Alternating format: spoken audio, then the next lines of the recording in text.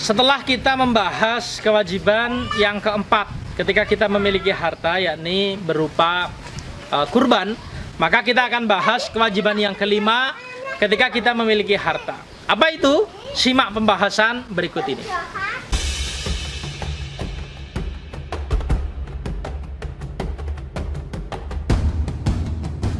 Sobat muda, kewajiban yang kelima ketika kita memiliki harta adalah menunaikan ibadah haji. Menunaikan ibadah haji ini hukumnya wajib bagi mereka-mereka yang mampu untuk melakukan perjalanan ke sana. Dan ibadah haji ini merupakan salah satu rukun Islam, bunyal Islamu ala khamsin. Islam dibangun di atas 5 perkara dan diantaranya adalah hijjul baiti, kita naik haji ke Baitullah. Man istata'a ilaihi sabila.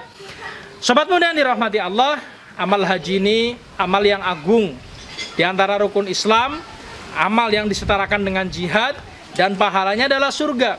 Dan ibadah haji ini adalah bagian dari kita memenuhi panggilan Allah Subhanahu wa Ta'ala.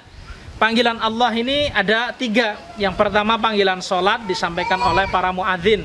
Kita datang ke masjid, musola untuk menunaikan sholat jamaah. Ini panggilan Allah. Panggilan yang kedua adalah panggilan haji yang dulu disampaikan oleh bapak kita Nabiullah Ibrahim alaihissalam. Wadzin finnasi bil hajj.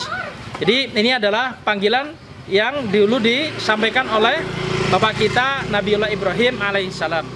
Kemudian yang ketiga adalah panggilan kematian. Panggilan kematian ini juga panggilan Allah, yang datang adalah makhluk Allah yang mulia, yakni malaikat maut. Jadi ini syariat haji ini adalah kita sedang memenuhi panggilan Allah yang kedua, yakni yang dulu disampaikan, diserukan oleh Nabiullah Ibrahim alaihissalam. Sobat muda yang dirahmati Allah, jadi perkara haji ini memang penting untuk kita pahami.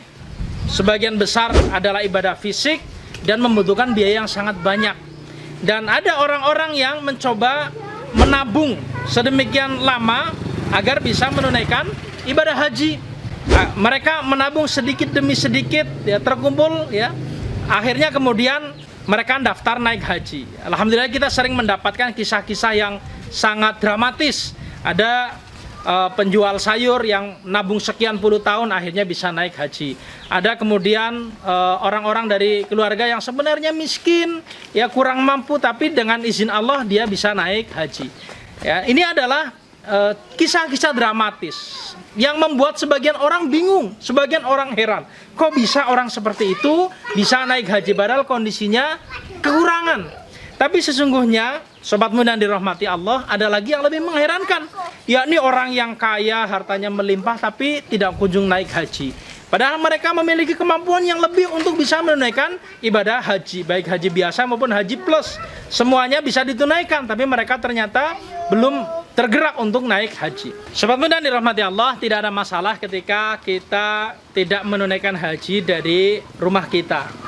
Ya, mungkin karena situasi dan kondisi yang memang kita alami. Mungkin saat itu kita sedang berada di luar negeri bekerja, atau kemudian kita belajar menjadi mahasiswa di sana. Ada kesempatan bagi kita untuk menunaikan ibadah haji. Ya, kita sudah berkomunikasi dengan pihak perusahaan atau pihak kampus dan kemudian diizinkan, dan kita memiliki kemampuan untuk itu, tidak ada masalah. Jadi tidak ada masalah kita naik haji, berangkatnya dari mana? Dari Korea, dari Jepang, dari Mesir, dari Yaman, dari yang lain-lain negeri-negeri, bukan dari Indonesia. Sungguh pun kita berkewarganegaraan Indonesia. Sobat muda yang dirahmati Allah, yang perlu kita pahami bahwa masalah ibadah haji ini memang membutuhkan biaya yang besar. Ya, biaya bagi mereka yang akan menunaikan ibadah haji, termasuk juga biaya bagi yang ditinggalkan. Bagi keluarga yang jangan sampai kemudian semua harta kita gunakan untuk menunaikan ibadah haji, kemudian keluarga yang ada di rumah kondisinya tersia-sia.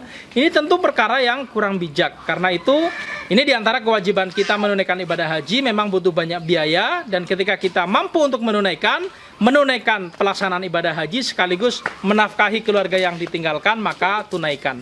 Ya, ini diantara kewajiban-kewajiban kita terhadap harta ada 5. Mencukupi kebutuhan, kemudian yang kedua membayar hutang, kemudian yang ketiga bayar zakat, kemudian yang keempat berkurban, dan kemudian yang kelima adalah menunaikan ibadah haji. Demikian, moga-moga bermanfaat, moga-moga Allah Subhanahu wa Ta'ala memberikan kemudahan-kemudahan bagi kita untuk menunaikan kewajiban-kewajiban kita terhadap harta.